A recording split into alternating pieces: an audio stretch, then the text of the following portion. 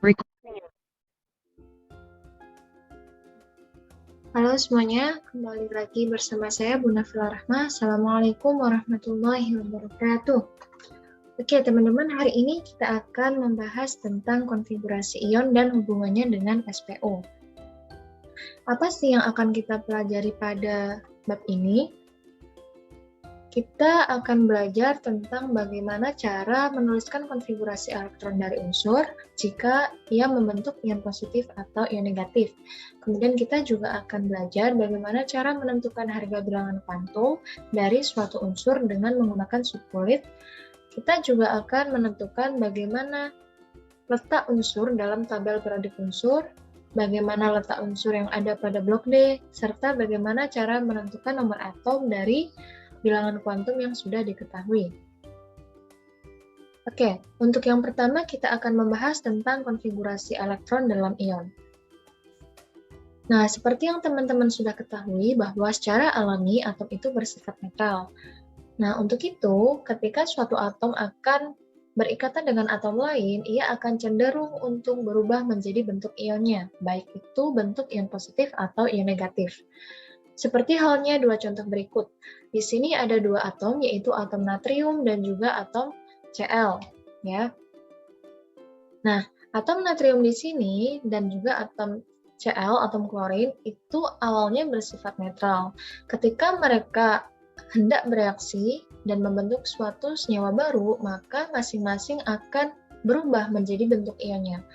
Untuk natrium, dia akan berubah menjadi ion positif, yaitu Na+, dan kita bisa sebut kation, dan untuk klorin dia akan berubah menjadi Cl- atau ion negatif yang kita sebut dengan anion. Nah, kemudian berbicara tentang konfigurasi elektron dalam ion, apakah konfigurasi elektron yang dimiliki oleh atom natrium yang bersifat netral itu sama dengan konfigurasi elektron yang dimiliki oleh bentuk ionnya, yaitu ion natrium Na+. Nah, mari kita cek. Ketika suatu atom netral, contohnya saja natrium, ketika berubah menjadi ion natrium atau Na+, maka dia akan melepaskan elektron valensinya. Nah, kok bisa? Jadi sebetulnya teman-teman, ketika suatu atom netral itu berubah menjadi bentuk ionnya, dia akan mengalami proses yaitu pelepasan atau penerimaan elektron atau pengikatan elektron. Nah, ketika ion yang terbentuk adalah ion positif, maka dia akan melepaskan elektron valensinya. Nah, di sini seperti yang terlihat bahwa untuk natrium dia akan membentuk Na+ dengan muatan ion yaitu sebesar 1+, sehingga elektron valensi yang dilepaskan oleh atom netral natrium sebesar 1 elektron valensi. Nah, di sini terlihat bahwa ketika kita menganalisis konfigurasi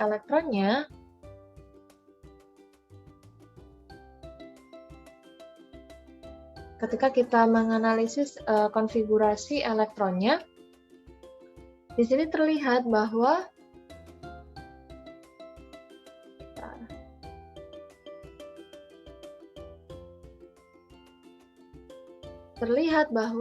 konfigurasi atom Na yang bersifat netral yaitu 1s2, 2s2, 2p6, dan 3s1. Nah, jadi ini adalah konfigurasi elektron berdasarkan subunit yang mana konfigurasi ini terbentuk karena adanya 3 aturan ya, yaitu yang pertama ada aturan Aufbau, kemudian yang kedua ada aturan Hahn, dan yang terakhir yaitu ada asas larangan Pauli.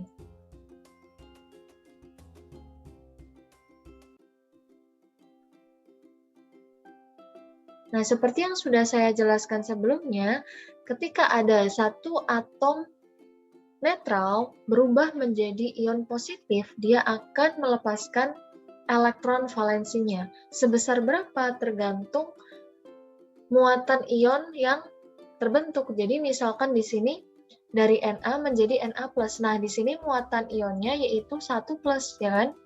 Jadi muatan ionnya di sini adalah 1+, sehingga elektron valensi yang akan dilepaskan nantinya sebanyak 1 elektron. Jadi 1 elektron valensi itu akan dilepaskan untuk bisa menghasilkan bentuk ion Na1+ atau Na+. Jadi ketika kita cek untuk konfigurasi ion dalam Na+, di sini ternyata dihasilkan 1s2, 2s2, dan 2p6 dengan 3s1 yang sudah dilepaskan. Ya, jadi ini elektron satu elektron di kulit 3 subkulit S, di sini dia dilepaskan sehingga konfigurasi ion Na+ yaitu 1s2, 2s2, 2p6 ya. Nah, jadi kesimpulannya ketika ada suatu atom netral, dia membentuk ion positif dengan muatan sebesar Y+, jadi ini muatan ionnya yaitu Y+, maka dia akan melepaskan elektron valensi sebanyak jumlah Y-nya itu. Kayak gitu, teman-teman. Oke. Bagaimana dengan ion yang berupa ion negatif atau anion? Nah, contoh lainnya yaitu di sini ada atom klorin. Atom klorin ini dia bisa membentuk ion berupa Cl- atau anion, yang mana ketika suatu atom berubah menjadi bentuk ion negatifnya atau anion, dia akan mengalami penarikan elektron. Jadi penarikan atau penerimaan 1 elektron. Nah, jumlah elektron yang ditarik atau diterima itu tergantung dari bentuk ionnya. Ya, jadi tergantung di sini muatan yang terbentuk, muatan ionnya. Ketika muatan ion yang terbentuk yaitu 1-, maka elektron yang diterima sebesar 1 atau elektron yang ditarik sebesar 1. Jadi positif ion itu akan melepaskan elektron dan negatif ion akan mengikat atau menerima elektron. Nah, di sini pun ketika kita cek untuk konfigurasi elektronnya, untuk Cl atom dalam keadaan netral, konfigurasinya yaitu 1s2, 2s2, 2p6, 3s2, dan 3p5. Ya, di sini kulit terluarnya yaitu 3s2 dan 3p5 dengan elektron terakhir yaitu di 3p5. Ketika suatu atom Cl berubah menjadi ionnya yaitu Cl-, ya, di sini dia akan menerima atau menarik 1 elektron. Ya, dia akan menerima 1 elektron dari atom lainnya. Sehingga yang awalnya konfigurasi di elektron terakhir yaitu 3p5, dia akan berubah menjadi 3p6. Kenapa? Karena tadi dia menarik atau menerima 1 elektron. Jadi elektronnya 5 awalnya ditambah 1 elektron lain yang diikat atau yang diterima. Ya, yang diikat atau diterima dari atom lain. Jadi kesimpulannya di sini ketika ada suatu atom netral dan dia berubah menjadi ion negatif atau anion, dia akan menarik atau menerima elektron. Sebanyak berapa? Sebanyak muatan yang terbentuk. Jadi muatan ionnya yang dilihat di sini. Tuh, oke. Nah, selanjutnya tentang penentuan bilangan kuantum suatu unsur ya. Tadi kita udah paham ya gimana konfigurasi ion dan juga konfigurasi elektron dalam suatu atom. Jadi itu bedanya. Ketika misalkan ion positif maka akan melepaskan elektron dan ketika ion negatif akan menerima elektron. Nah, sekarang bagaimana cara kita untuk menentukan bilangan kuantum dari suatu unsur? Nah, penentuan bilangan kuantum dari suatu unsur itu bisa kita lihat dari elektron paling akhir ya. Jadi elektron terakhir yang berada di tingkat energi tertinggi. Nah, kemudian gimana cara kita menentukan bilangan kuantumnya? Ada 3 step ya. Di sini ada 3 step. Yang pertama, ini tipe yaitu 3. Jadi yang pertama yaitu tuliskan konfigurasi elektron dari atom tersebut. Nah, jadi langkah pertama yang harus kita lakukan yaitu menuliskan konfigurasi elektron dari atom yang ditanyakan. Kemudian yang kedua, tentukan elektron paling akhir ya. Jadi tentukan elektron terakhir dari konfigurasi tersebut. Kemudian langkah yang terakhir, buat diagram orbital dan tentukan masing-masing bilangan kuantumnya. Oke, mari kita coba.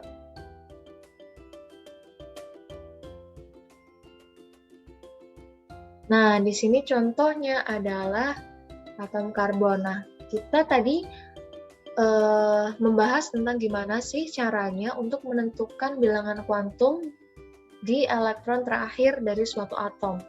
Jadi langkah pertama yaitu tuliskan konfigurasi elektronnya. Nah, jadi di sini ada suatu atom karbon ya dengan nomor atom sebanyak 6. Jadi ini adalah nomor atom. Kemudian kita tuliskan konfigurasi elektron dari atom karbon tersebut sehingga kita dapatkan yaitu 1s2, 2s2, dan 2p2. Jadi ini konfigurasi elektron dari atom karbon. Kemudian kita harus menganalisis manakah elektron terakhir dari konfigurasi tersebut. Nah, jadi elektron terakhir itu adalah elektron terakhir dan yang berada di paling luar ya. Jadi dia ada di energi tertinggi, di kulit dengan energi tertinggi kayak gitu. Jadi di sini kita simpulkan bahwa 2p2 adalah elektron terakhirnya gitu ya. Jadi ini adalah elektron terakhir di kulit terluar. Nah, setelah itu kita harus menggambarkan orbitalnya. Orbital dari subkulitnya. Nah, seperti yang terlihat bahwa di sini subkulit terakhir yaitu P ya, 2p2. Jadi di sini subkulitnya yaitu P. Yang mana kita tahu bahwa subkulit P itu memiliki 3 orbital. Jadi di sini subkulit P ya, 2p2 itu subkulitnya sebanyak 3 orbital. Jadi untuk subkulit P itu memiliki 3 orbital. Nah, setelah kita menuliskan orbitalnya, ya, karena P itu memiliki harga bilangan azimut yaitu 1. Jadi kita mulai diagram orbitalnya dari -1, 0, dan +1. Jadi ini bentuk orbitalnya. Ini orbital dari subkulit P. Nah, selanjutnya kita lihat ada berapa banyak elektron yang terdapat di dalam subkulit P. Ternyata di sini ada 2 elektron. Nah, seperti aturan sebelumnya, jadi berdasarkan aturan Aufbau-Hahn dan juga asas larangan Pauli, untuk penempatan elektron itu harus satu-satu ya, dimulai dari spin yang ke atas atau plus setengah. Jadi kita mulai dari yang paling kiri, kita isi satu persatu seperti ini. Kemudian lanjut ke sebelahnya. Kok 2 aja? Iya, karena di sini elektronnya ada 2 di subkulit P. Nah, dari sini kita bisa tahu. Jadi untuk N ya, kan bilangan kuantum itu kan ada 4 ya. Ada bilangan kuantum utama, bilangan kuantum azimut, bilangan kuantum magnetik, dan juga bilangan kuantum spin. Untuk N di sini adalah bilangan kuantum yang menunjukkan kulit. Jadi yang mana? Yaitu yang angka di depan subkulit di sini, yaitu 2. Jadi N sama dengan 2, kulit kedua. Kemudian L atau bilangan kuantum azimut sama dengan 1. Kenapa 1? Karena subkulit P itu memiliki nilai azimut sebanyak 1. Kemudian untuk M atau bilangan kuantum magnetiknya, di sini kita lihat untuk elektron terakhir pada subkulit P ya, 2p2 itu terletak di orbital 0 ya di sini. Jadi ini adalah elektron terakhir sehingga untuk kuantum magnetiknya sama dengan 0 ya. Jadi dia terletak di orbital 0 kayak gitu. Kemudian untuk bilangan kuantum spin yaitu plus setengah. Kenapa plus setengah? Karena di sini arah panahnya ke atas sehingga nilainya adalah plus setengah. Gitu, teman-teman. Nah, selanjutnya kita coba lihat contoh yang lain. Nah, di sini ada contoh yang kedua yaitu atom magnesium. Yang mana atom magnesium itu memiliki nomor atom yaitu sebanyak 12. Jadi ini adalah nomor atomnya. Ya, jadi nomor atom dari magnesium yaitu 12. Nah, langkah yang pertama yaitu kita harus menuliskan konfigurasi elektron dari atom tersebut. Nah, berdasarkan aturan yang tadi sudah saya jelaskan juga, kita dapatkan konfigurasi elektron dari atom magnesium adalah 1s2, 2s2, 2p6, dan 3s2. Nah, jadi setelah kita tentukan konfigurasi elektron ini, selanjutnya kita menganalisis manakah elektron terakhir dari konfigurasi tersebut. Oh, ternyata elektron terakhir terletak di 3s2 di sini. Jadi elektron terakhir di kulit terluarnya yaitu 3s2. Nah, selanjutnya setelah kita tahu elektron terakhirnya, kita gambarkan diagram orbital dari subkulit tersebut kayak gitu. Nah, di sini karena elektronnya itu 3s2, maaf di sini bukan P ya. Jadi ini yang betul adalah S. Kulit S karena elektron terakhirnya yaitu 3s2. Jadi di sini bukan P tapi S. Oke, nah untuk orbital S berapa banyak diagram orbital yang dimiliki oleh subkulit S? Diagram orbital untuk subkulit S yaitu sebanyak 1, yaitu satu kotak gitu ya. Jadi subkulit S itu memiliki satu kotak diagram orbital seperti ini teman-teman.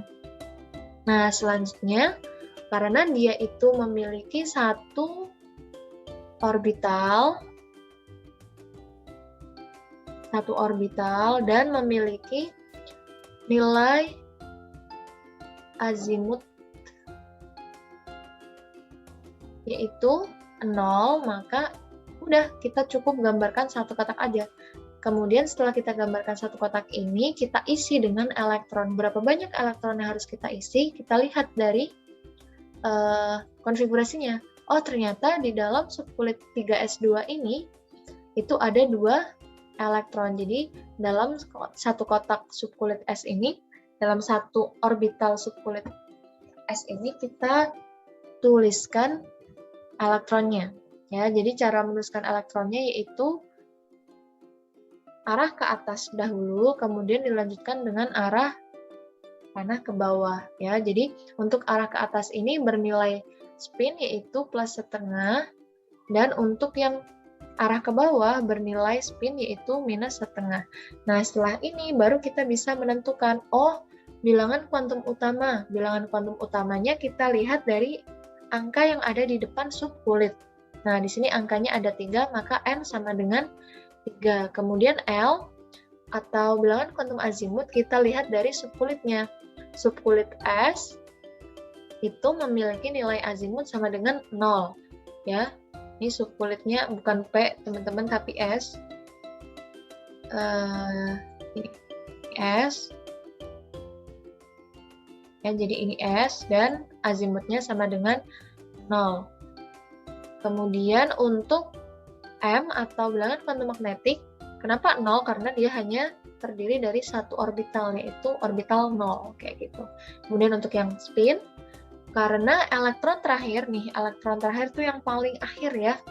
Jadi dilihat yang terakhirnya di sini, yaitu elektron dengan spin panah ke bawah, artinya dia memiliki nilai spin yaitu minus setengah. Oke, seperti itu. Bisa dipahami ya? Semoga bisa dipahami.